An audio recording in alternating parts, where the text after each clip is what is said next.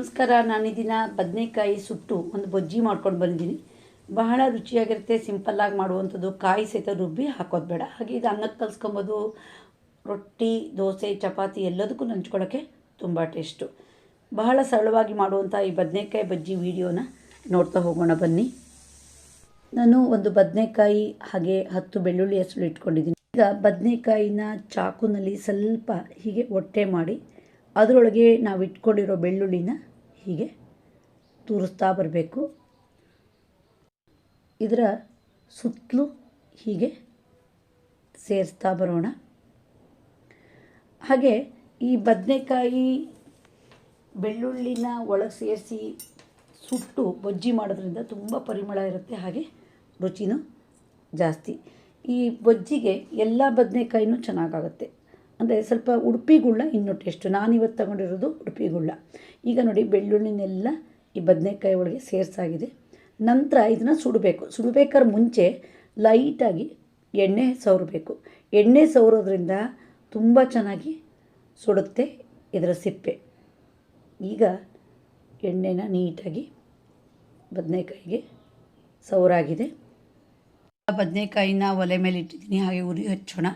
ಸ್ವಲ್ಪ ಸಣ್ಣ ಉರಿ ಇರಬೇಕು. ಹಾಗೆ ಈ ಬದನೆಕಾಯಿನ ಸ್ವಲ್ಪ ತಿರುಗಿಸ್ತಾ ಬರಬೇಕು. ಹಾಗೆ ಮಾಡೋದ್ರಿಂದ ಸುತ್ತಲೂ ಬದನೆಕಾಯಿ ಚೆನ್ನಾಗಿ ಸುಟ್ಟು ಒಳಗಡೆ ಚೆನ್ನಾಗಿ ಬೇಯುತ್ತೆ. ಈ ಬಜ್ಜಿಗೆ ಬದನೆಕಾಯಿ ತೊಗೊಬೇಕಾದ್ರೆ ನಾವು ನೋಡಿ ತೊಗೊಬೇಕು. ಎಲ್ಲೂ ಹೊಟ್ಟೆ ಇರಬಾರ್ದು. ಯಾಕಂದರೆ ಇದನ್ನು ನಾವು ಹೆಚ್ಚೆಲ್ಲ ಬೇಯಿಸೋದು. ಹಾಗೇನಾದರೂ ಹೊಟ್ಟೆ ಇತ್ತು ಅಂದರೆ ಹುಳ ಇದೆ ಅಂತ ಅರ್ಥ. ಸುಟ್ಟಾಗ ಪಟ್ ಅಂತ ಹೊಟ್ಟುಬಿಡುತ್ತೆ ಈ ಬದನೆಕಾಯಿ. ಈಗ ಬದನೆಕಾಯಿ ಸುತ್ತಲೂ ಬೆಂದಾಗ್ತಾ ಬಂತು. ಹಾಗೆ ಈ ಬದನೆಕಾಯಿನ ಮುಟ್ಟಿದಾಗ ಗೊತ್ತಾಗುತ್ತೆ ಸ್ವಲ್ಪ ಮೆತ್ತಗಾಗಿದೆ ಅಂದರೆ ಇದು ಚೆನ್ನಾಗಿ ಬೆಂದಿದೆ ಅಂತ ಅರ್ಥ. ಗ್ಯಾಸ್ ಆಫ್ ಮಾಡೋಣ. ಈಗ ಬೆಂದಿರೋ ಬದನೆಕಾಯಿನ ಒಂದು ಪ್ಲೇಟಿಗೆ ಹಾಕಿಟ್ಕೊಂಡಿದ್ದೀನಿ. ಹಾಗೆ ಅದ್ರ ಮೇಲೆ ಒಂದು ಬಟ್ಲನ್ನ ಕೌಚ್ ಬಿಡೋಣ. ಈಗ 10 ನಿಮಿಷ ಬಿಟ್ಟು ಬಟ್ಲನ್ನು ತೆಗಿಯೋಣ. ಬಟ್ಲಲ್ಲಿ ನೋಡಿ, ಬೆವರಿನ ಅಂಶ ಪೂರ್ತಿ ಸೇರಿಕೊಂಡಿದೆ. ಹೀಗೆ ಮಾಡೋದ್ರಿಂದ ಬದನೆಕಾಯಿ ಸಿಪ್ಪೆನ ಸಲೀಸಾಗಿ ತೆಗಿಬೋದು. ಕೆಲವರಿಗೆ ಹಸಿ ಬೆಳ್ಳುಳ್ಳಿ ತಿಂದರೆ ಆಗೋಲ್ಲ. ಹೀಟಾಗುತ್ತೆ ಅಂದರೆ ಬಾಯುಣ್ಣಾಗುತ್ತೆ, ಕಾಲು ಹೊಡಿಯುತ್ತೆ, ಹೊಟ್ಟೆ ನೋವು ಸಹಿತ ಬರುತ್ತೆ. ಈ ಥರ ಬೆಳ್ಳುಳ್ಳಿ ಬೇಯಿಸಿ ನಾವು ಉಪಯೋಗಿಸಿದರೆ ಹೀಟ್ ಆಗೋಲ್ಲ. ಈಗ ನೋಡಿ ಎಷ್ಟು ಸಲೀಸಾಗಿ ಈ ಸಿಪ್ಪೆ ತೆಗಿಯೋಕ್ಕೆ ಬರುತ್ತೆ ಅಂತ. ಈ ಥರ ಬದನೆಕಾಯಿನ ಸುಟ್ಟು ತುಂಬ ಜಾಸ್ತಿ ಮಾಡೋದು ಅಂದರೆ ಮೊಸರು ಬಜ್ಜಿ. ಅದು ಬಿಟ್ಟರೆ ಈ ಥರ ಹುಣಸೆಹಣ್ಣಿನ ರಸ ಸೇರಿಸಿ ಗೊಜ್ಜು ಮಾಡ್ತಾರೆ. ಈ ಹಿಂದೆ ನಾನೊಂದು ವಿಡಿಯೋ ಹಾಕಿದ್ದೀನಿ, ಅಲ್ಲಿ ಬೆಳ್ಳುಳ್ಳಿ ಸೇರಿಸಿಲ್ಲ.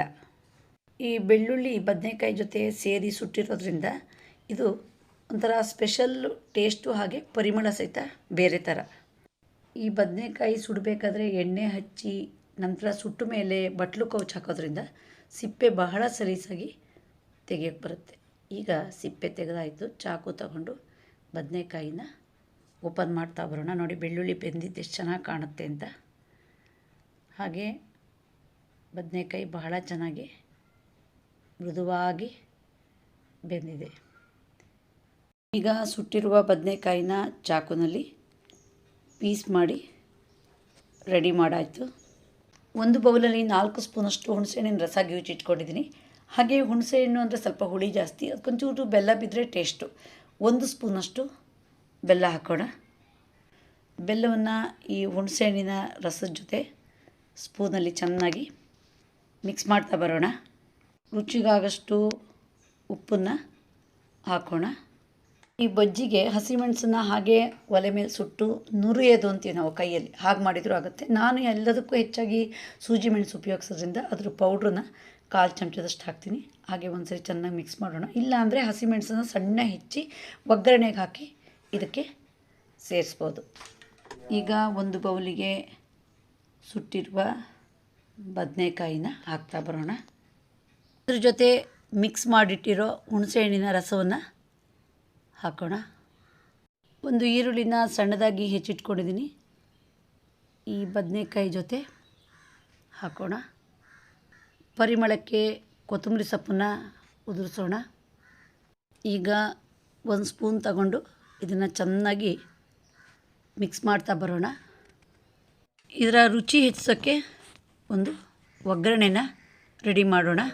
ಒಲೆ ಮೇಲೆ ಒಗ್ಗರಣೆ ಸೋಟಿಟ್ಟಿದ್ದೀನಿ. 2 ಸ್ಪೂನಷ್ಟು ಕೊಬ್ಬರಿ ಎಣ್ಣೆ ಹಾಕೋಣ. ನಾನು ಸಾಮಾನ್ಯವಾಗಿ ಎಲ್ಲ ಅಡುಗೆಗೂ ಕೊಬ್ಬರಿ ಎಣ್ಣೆನೇ ಉಪಯೋಗಿಸೋದು. ಅದು ಆರೋಗ್ಯಕ್ಕೂ ಒಳ್ಳೆಯದು, ಹಾಗೆ ತುಂಬ ರುಚಿನೂ ಕೊಡುತ್ತೆ. ಈಗ 4 ಕರಿಬೇವಿನ ಹೆಸರು ಹಾಕೋಣ. ಹಾಗೆ ಅರ್ಧ ಸ್ಪೂನು ಸಾಸಿವೆ ಕಾಳು ಹಾಕೋಣ.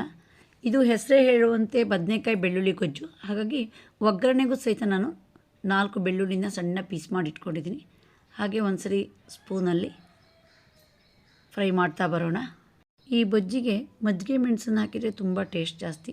4 ಮಜ್ಜಿಗೆ ಮೆಣಸನ್ನು ನಾನು ಸಣ್ಣದಾಗಿ ಪೀಸ್ ಮಾಡಿ ಇಟ್ಕೊಂಡಿದ್ದೀನಿ. ಈ ಒಗ್ಗರಣೆ ಜೊತೆ ಹಾಕೋಣ.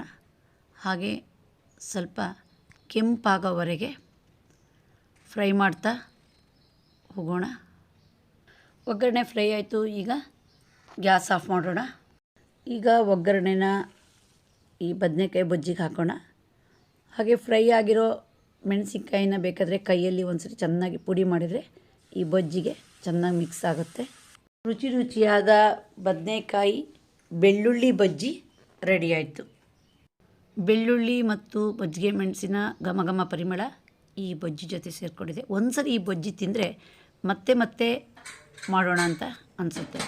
ನೋಡಿದ್ರಲ್ಲ ಎಷ್ಟು ಸರಳ ರೀತಿಯಲ್ಲಿ ಈ ಬಜ್ಜಿ ಮಾಡೋದು ಹೇಗೆ ಅಂತ. ನೀವು ಸಹ ಒಮ್ಮೆ ಟ್ರೈ ಮಾಡಿ ರುಚಿಯನ್ನು ಸವಿಯಿರಿ.